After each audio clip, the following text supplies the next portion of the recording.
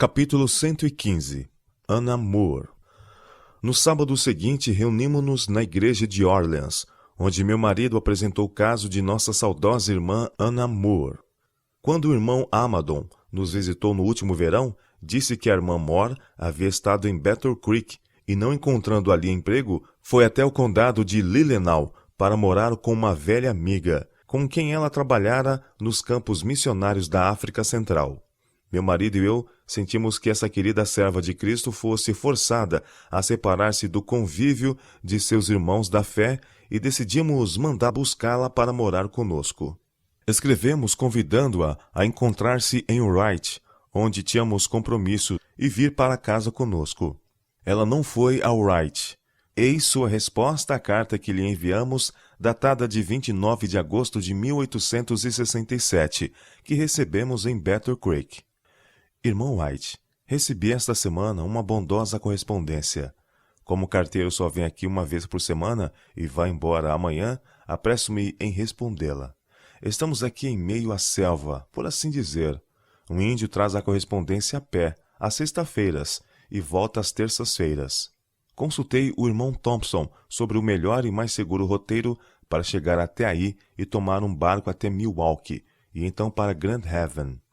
Como gastei todo o meu dinheiro para vir até aqui e fui convidado a ficar com a família do irmão Thompson, tenho ajudado a irmã Thompson nas tarefas domésticas e na costura, a $1,50 por semana de 5 dias.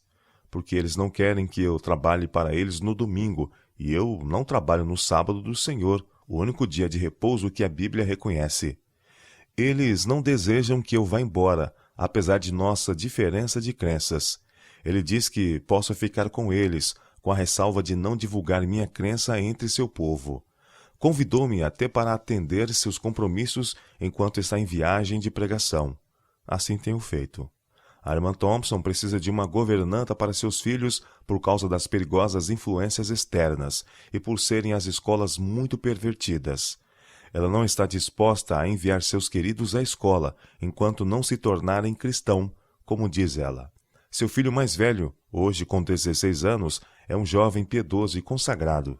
Eles adotaram em parte a reforma de saúde e penso que aceitarão plenamente dentro em breve. O irmão Thompson encomendou o reformador da saúde. Mostrei-lhe alguns exemplares que tinha comigo. Tenho esperança de que ele aceite o Santo Sábado e oro por isso. Sua esposa já o aceita.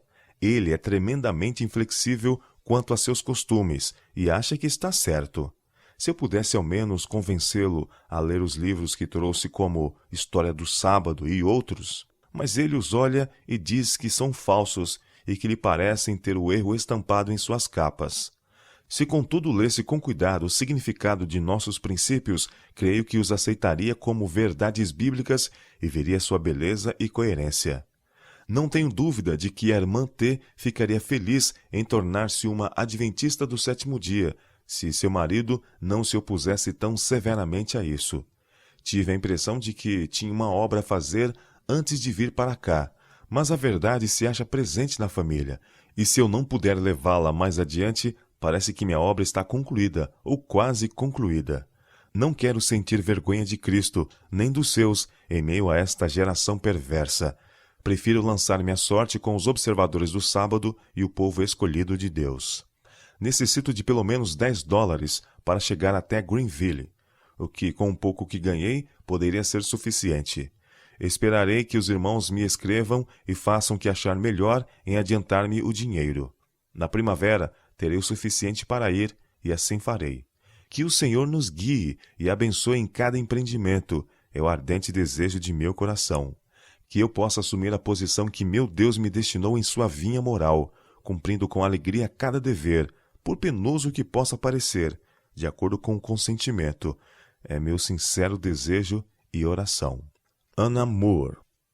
Ao receber sua carta, decidimos enviar à irmã Moore o dinheiro necessário, tão logo tivéssemos tempo.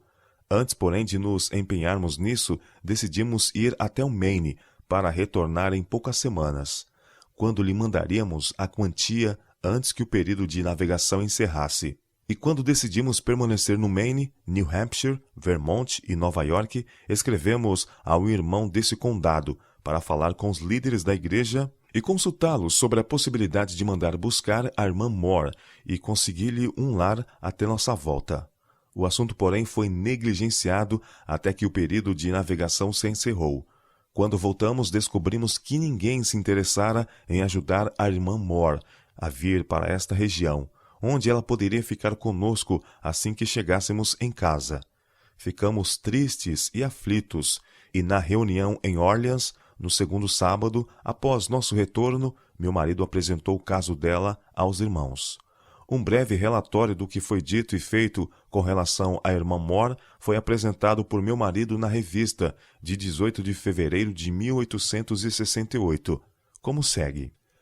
Nessa reunião apresentamos o caso da irmã Anna Moore, agora residindo temporariamente no noroeste de Michigan, com amigos que não observam o sábado bíblico. Declaramos que essa serva de Cristo aceitou o sábado enquanto realizava trabalho missionário na África Central. Quando esse fato se tornou conhecido, ela foi dispensada de seus serviços e voltou para a América do Norte, em busca de lar e emprego com aqueles da mesma fé. Entendemos que ela não está contente onde se encontra atualmente. Ninguém, em particular, pode ser responsabilizado nesse caso. Mas nos parece que a falta de condições adequadas em nosso sistema organizacional para animar e auxiliar tais pessoas, aproveitando-as num campo de trabalho útil. Ou houve negligência no cumprimento do dever por parte desses irmãos e irmãs que tiveram o prazer de conhecer a irmã Moore. Por voto unânime, ela foi convidada a residir com os irmãos dessa região até o tempo da Assembleia da Associação Geral, quando seu caso deve ser apresentado a nosso povo. O irmão Andrews, ali presente, apoiou plenamente a ação dos irmãos. Pelo que soubemos do frio e indiferente tratamento que a irmã Moore recebeu em Battle Creek, é evidente que, ao declarar que ninguém especial era culpado no caso dessa irmã, meu marido assumiu uma postura bastante caridosa sobre o assunto. Quando todos os fatos se tornaram conhecidos, nenhum cristão podia ser responsabilizado, mas todos os membros dessa igreja, que conheciam as circunstâncias em que a irmã vivia e não manifestaram interesse individual por ela. Certamente era dever dos oficiais tomar providências e referi-las à igreja, se outros não se encarregassem do assunto. Mas cada membro dessa ou de qualquer outra igreja não deve achar que está livre de interessar-se em tais pessoas. Depois do que foi dito na revista acerca dessa abnegada serva de Cristo, cada eleitor em Battle Creek, ao saber que ela chegara à cidade, teria sido desculpado se lhe fizesse uma visita pessoal e se informasse de suas necessidades. A irmã Strong, esposa do pastor P. Strong Jr., esteve em Battle Creek na mesma época em que a irmã Moore. Ambas chegaram à cidade ao mesmo dia e partiram na mesma hora. A irmã Strong, que está do meu lado, diz que a irmã Moore pediu que intercedesse por ela na obtenção de emprego, para que assim pudesse permanecer entre os observadores do sábado. A irmã Moore disse que está disposta a fazer qualquer coisa, embora preferisse ensinar. Pediu também ao pastor A.S. Hutchins que apresentasse seu caso aos irmãos dirigentes do escritório da Review e tentasse arranjar-lhe trabalho numa escola. Isso o irmão Hutchins fez alegremente, mas nenhum encorajamento lhe foi dado, pois parecia não haver vaga. Ela também disse à irmã Strong que estava sem recursos e que, a menos que obtivesse emprego em Battle Creek, teria que voltar para o condado de Leelenau. Ela frequentemente falava que lamentava o fato de ser obrigada a deixar os irmãos. Então a irmã Moore escreveu ao Sr. Thompson, dizendo que aceitava a oferta de morar com sua família e ficou esperando pela resposta. A irmã Strong andou juntamente com ela, procurando um lugar para ficar até receber a resposta do Sr. Thompson. Num certo lugar, foi-lhe dito que só podia ficar de quarta até sexta-feira de manhã, pois teriam de sair de casa. Essa irmã contou o caso da irmã Moore a uma sua irmã carnal que morava nas proximidades e que também guardava o sábado. Ao voltar, disse à irmã Moore que podia ficar com ela até sexta-feira de manhã, pois sua irmã dissera que não era conveniente hospedá-la. Mas a irmã Strong percebeu que a verdadeira desculpa se devia ao fato de a irmã Moore ser uma estranha na cidade. Essa irmã podia hospedá-la, mas não quis. A irmã Moore pediu conselho à irmã Strong sobre o que fazer. A irmã Strong era quase desconhecida em Battle Creek, mas pensou que podia acomodar Anna na família de um irmão pobre, conhecido seu, que havia se mudado recentemente do condado de Montcalm. Conseguiu sucesso. A irmã Moore permaneceu até terça-feira, quando partiu para o condado de Leelanau, via Chicago. Ali conseguiu dinheiro emprestado para completar a viagem. Alguns, pelo menos, de Battle Creek estavam a par de suas necessidades, pois, em resultado de tornar-se conhecida ali, não gastou nada em sua breve estada no instituto. Logo que voltamos do leste, meu marido, tomando conhecimento de que nada do que pedíramos em relação à irmã Moore fora atendido, escreveu-lhe dizendo que viesse ter conosco o mais breve possível. Eis sua resposta. Leland, Condado de Leelanau, Michigan, 20 de fevereiro de 1868. Caro irmão White, recebi sua carta de 3 de fevereiro. Estou com a saúde abalada por não estar acostumada a esses rigorosos invernos do norte, com a neve de 90 centímetros a 1,20 m de altura. Nossa correspondência é trazida por um carteiro com sapatos de neve. Não me parece ser possível estar com os irmãos até a chegada da primavera. As estradas já são péssimas, mesmo sem neve. Dizem que o melhor a fazer é esperar até as rotas de navegação se abrirem e então ir até Milwaukee e daí para Grand Haven, onde devo tomar o trem até o ponto mais próximo da casa de vocês. Eu esperava estar entre o nosso amado povo no último outono, mas esse privilégio não me foi permitido. As verdades em que acreditamos parecem mais e mais importantes, e nossa obra de preparar um povo para a vinda do Senhor não pode ser retardada. Precisamos não apenas possuir nossas vestes nupciais, mas ser fiéis em recomendar o preparo a outros. Gostaria de poder estar com os irmãos, mas parece impossível, ou pelo menos impraticável, em vista de meu delicado estado de saúde, empreender sozinha tal viagem em pleno inverno. Quando será a Assembleia Geral de que o irmão falou? E onde? Suponho que a revista informe oportunamente. Creio que minha saúde ficou abalada desde que passei a guardar o sábado sozinha em meu quarto frio. Creio também que não poderia observá-lo onde todas as formas de trabalho e conversação mundana era a ordem do dia, como ocorre entre os observadores do domingo. Penso que o sábado é o dia mais laborioso para aqueles que observam o primeiro dia da semana. Realmente não me parece que os mais leais observadores do domingo guardem qualquer dia adequadamente. Oh, quanto anseio estar novamente com os observadores do sábado. A irmã White gostará de ver-me com o vestuário da reforma. Que ela faça o favor de enviar-me um modelo, o qual lhe pagarei quando aí chegar. Entendo que devo estar vestida adequadamente quando estiver em seu meio. Gosto muito desse vestuário. A irmã Thompson acha que gostaria de adotar o vestuário da reforma. Faz mais de uma semana que não consigo dormir devido a dificuldades respiratórias, ocasionadas, creio, pela chaminé do fogão que está quebrada e enche meu quarto de fumaça e gás na hora de dormir. Meu sono não é desfrutado num ambiente bem ventilado. Não achei, na ocasião, que a fumaça era tão nociva, nem considerei quão impuras eram as emanações produzidas pela mistura de lenha e carvão. Despertei com a sensação de sufocamento tão grande que não conseguia respirar deitada, e passei o resto da noite sentada. Nunca antes havia sentido essa terrível sensação de asfixia. Comecei a recear que não pudesse dormir novamente. Portanto, pus-me nas mãos de Deus para viver ou morrer, rogando-lhe que me poupasse, se ainda tivesse necessidade de mim em sua vinha. De outro modo, não tinha mais vontade de continuar vivendo. Senti-me inteiramente reconciliada com a mão de Deus sobre mim, mas também senti que as influências satânicas precisam ser resistidas. Por essa razão, ordenei a Satanás que se afastasse de mim e disse ao Senhor que não ergueria minha mão para escolher nem a vida nem a morte, mas que o buscaria, pois ele me conhece completamente. Meu futuro não é desconhecido, e portanto digo que a vontade do Senhor é melhor. A vida não tem importância para mim, assim como seus prazeres. Todas as suas riquezas e honras não são nada quando comparadas com a utilidade. Eu não as desejo.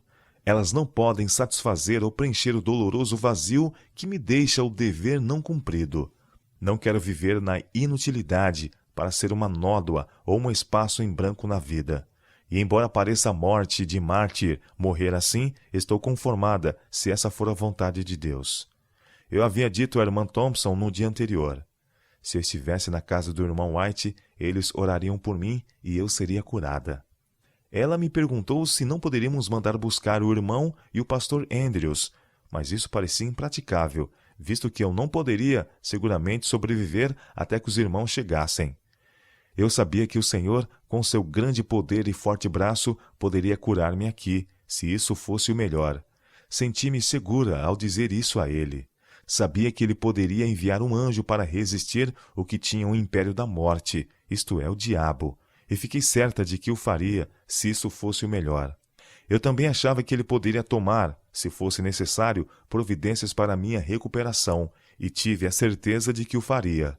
Logo melhorei e fui capaz de dormir um pouco. Assim você pode ver ainda que sou o exemplo vivo da misericórdia e fidelidade de Deus para com seus filhos aflitos, porque não aflige nem entristece de bom grado aos filhos dos homens. Lamentações capítulo 3, verso 33. Mas algumas vezes as provas são necessárias como uma disciplina para nos desapegar da terra, e manda-nos buscar real felicidade, além deste mundo passageiro. Agora posso dizer com o poeta: Senhor, não está sob meu domínio se hei de viver ou de morrer. Se a vida for longa, serei feliz, para que possa ansiar obedecer. Se curta for, por que ficaria eu infeliz? Pois esse mundo terá de passar. Cristo não me guia por lugares mais escuros do que ele antes palmilhou. Quem quer que venha ao seu reino, precisa entrar por sua porta. Vem, Senhor, quando a graça me fez teu bendito rosto ver, pois se tua obra na terra é suave, como será em tua glória? Alegremente cessarei minhas queixas e dias cansativos e pecaminosos, para me unir aos santos triunfantes, que louvor entoam a Jeová. Pouco sei desse porvir. Meu olho da fé turvo está. Me basta confiar que Cristo tudo sabe, e com ele haverei de estar. Baxter. Tive períodos de insônia na última noite, e hoje me sinto indisposta.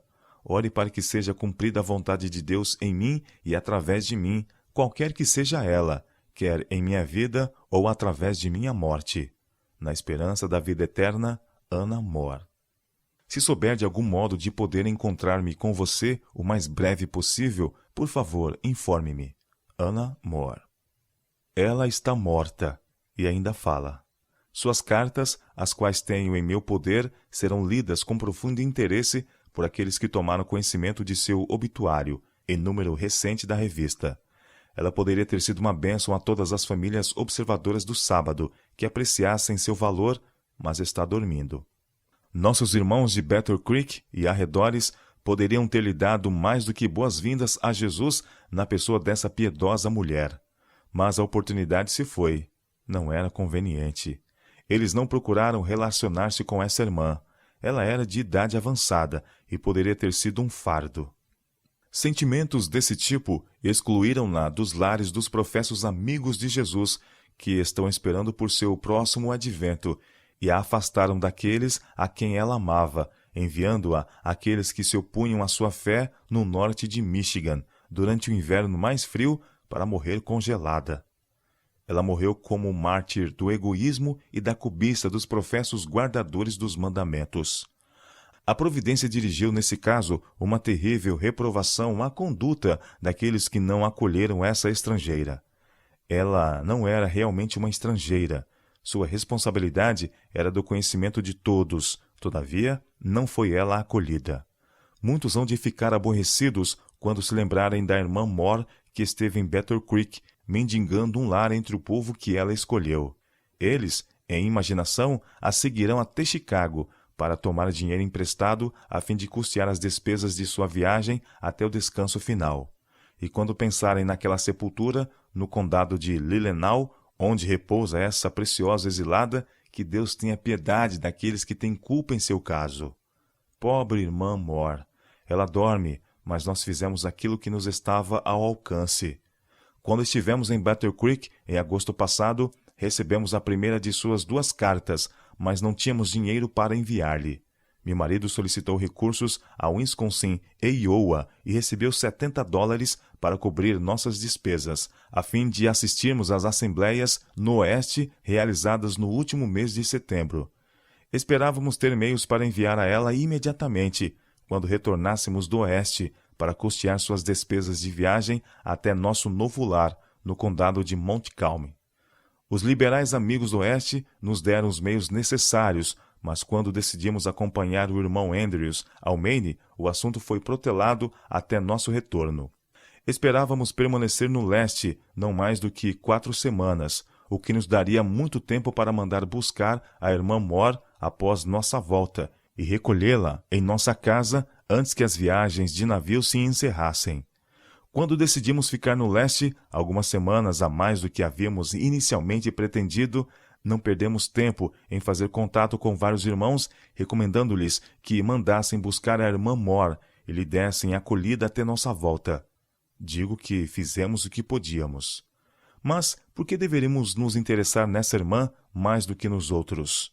O que pretendíamos com essa cansada missionária? Ela não poderia fazer nosso trabalho doméstico e tínhamos apenas um filho em casa para ela ensinar. E certamente não se poderia esperar muito de alguém tão esgotado e que havia atingido 60 anos de idade. Não teríamos nenhuma atividade para ela em particular, a não ser a bênção de Deus que ela traria ao nosso lar. Havia inúmeras razões para nossos irmãos demonstrarem, no caso da irmã Moore, muito mais interesse do que nós. Nós nunca a havíamos visto antes e não tivemos quaisquer outros meios de conhecer sua história, sua devoção à causa de Cristo e da humanidade, mais do que todos os leitores da revista. Nossos irmãos de Battle Creek haviam conhecido essa nobre mulher, e alguns deles conheciam alguma coisa de suas intenções e necessidades. Nós não tínhamos dinheiro para ajudá-la. Eles tinham. Estávamos já sobrecarregados de preocupações e necessitávamos em nosso lar de pessoas que possuíssem a força e vivacidade da juventude. Precisávamos de ajuda em vez de ajudar outros. Mas a maioria de nossos irmãos estava em tal situação que a irmã Moore não lhes teria exigido o mínimo cuidado e nem lhes teria sido um peso. Eles têm tempo, energia e estão relativamente livres de cuidados. Ninguém, contudo, manifestou interesse em seu caso como nós o fizemos. Eu mesma falei à grande congregação antes de viajarmos para o leste, no outono, acerca de sua negligência no caso da irmã Moore. Falei sobre o dever de conferir honra a quem ela é devida. Parecia-me que a sabedoria havia sido colocada tão distante dos prudentes que eles não eram capazes de apreciar a dignidade moral. Disse àquela igreja que havia muitos ali que achariam tempo para reunir-se, cantar e tocar seus instrumentos musicais, que poderiam pagar um artista para fazer seu retrato ou ainda gastar dinheiro em divertimentos. Mas eles nada tinham para dar a uma cansada missionária que abraçara de coração a verdade presente e tinha vindo para viver com aqueles que possuíam a mesma fé preciosa. Aconselhei-os a parar e considerar o que deveríamos fazer. Propus que não tocassem seus instrumentos musicais por 3 meses e tomassem tempo para humilharem a si mesmos diante de Deus em exame íntimo, arrependimento e oração, até que tivessem consciência das reivindicações que o Senhor tem sobre seus professos filhos. Meu coração agitou-se com o pensamento da injustiça que havia sido feita a Jesus na pessoa da irmã Moore, e falei a muitos sobre isso. Isso tudo não foi feito às escondidas, e apesar do assunto ser de domínio público, acompanhado por grande e boa obra na igreja de Battle Creek, nenhum esforço foi feito por essa igreja para redimir o passado e trazer a irmã Moore de volta.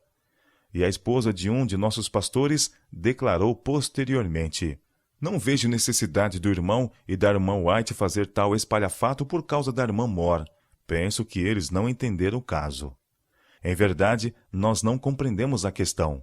Ela era pior do que supunhamos. Se a tivéssemos entendido, nunca teríamos deixado Battle Creek até expor claramente diante da igreja seu pecado de obrigá-la a deixá-los até que fossem tomadas medidas para trazê-la de volta. Um membro dessa igreja, conversando sobre o caso da irmã Moore, disse certa vez: "Ninguém acha que deve assumir responsabilidades em casos semelhantes. O irmão White sempre se encarregou deles."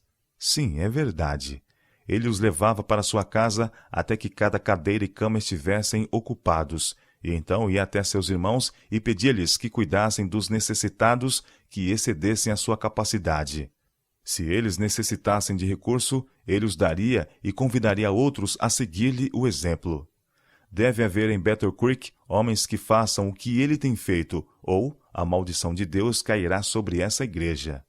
Não há apenas um homem, mas pelo menos 50 que podem fazer, ou pouco ou muito, como ele tem feito. Foi-nos dito que precisamos voltar para Battle Creek. Ainda não estamos prontos para isso.